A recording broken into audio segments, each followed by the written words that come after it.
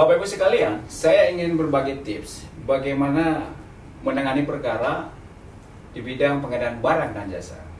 Kita tahu secara normatif bahwa pengadaan barang dan jasa ini harus diselenggarakan secara efisien, efektif, dan transparan, akuntabel, dan tidak boleh ada aspek-aspek diskriminasi. Nah, di dalam penyelenggaraan pengadaan barang dan jasa, biasanya melibatkan pejabat-pejabat seperti LKPP, pengguna anggaran, pejabat pembuat komitmen, penyedia barang dan jasa, dan kontraktor. Pedoman kita adalah pada Perpres nomor 54 tahun 2010 tentang pengadaan barang dan jasa. Dikatakan di sana bahwa pengadaan barang dan jasa itu harus diselenggarakan secara efisien, efektif, accountable, tidak boleh terlibat dalam bentuk-bentuk yang namanya seperti persekongkolan. Kemudian di dalam proses penyelenggaraan pengadaan barang dan jasa, semua elemen-elemen masyarakat ini harus sedemikian rupa menyelenggarakan proses ini secara transparan dan accountable. Ketika terjadi misalnya persekongkolan, sudah pasti walaupun Anda dinyatakan sebagai pemenang dari sebuah tender misalnya, Anda bisa diperkarakan di pengadilan bahwa tender Anda bermasalah sehingga Anda sebagai pemenang akhirnya dibatalkan. Nah, kemudian yang kedua, Anda juga bisa di blacklist oleh LKPP. Kalau itu yang terjadi, mau tidak mau perusahaan Anda tidak boleh ikut serta dalam setiap kegiatan di pemerintahan selama sekian tahun.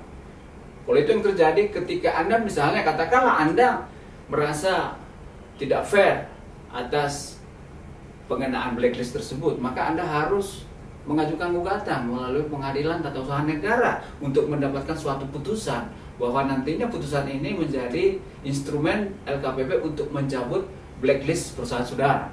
Dan ketiga, Anda bisa dikenakan penalti atau denda kalau aspek-aspek markup persekongkolan tersebut betul-betul memang Anda lakukan, karena itu sudah bertentangan dengan Undang-Undang Nomor 5 tahun 99 tentang larangan praktek monopoli dan persaingan usaha.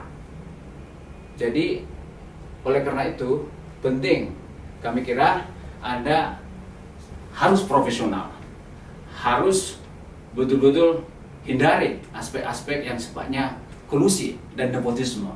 Tentu kita berharap penyelenggara negara juga tidak boleh menyalahgunakan wewenangnya atau otoritasnya untuk memenangkan orang-orang tertentu. Karena kalau itu yang terjadi, maka berpotensi selain Anda tendernya bisa dibatalkan selaku pemenang, Anda juga bisa di blacklist, dan juga Anda bisa dikenakan sanksi yang sangat besar.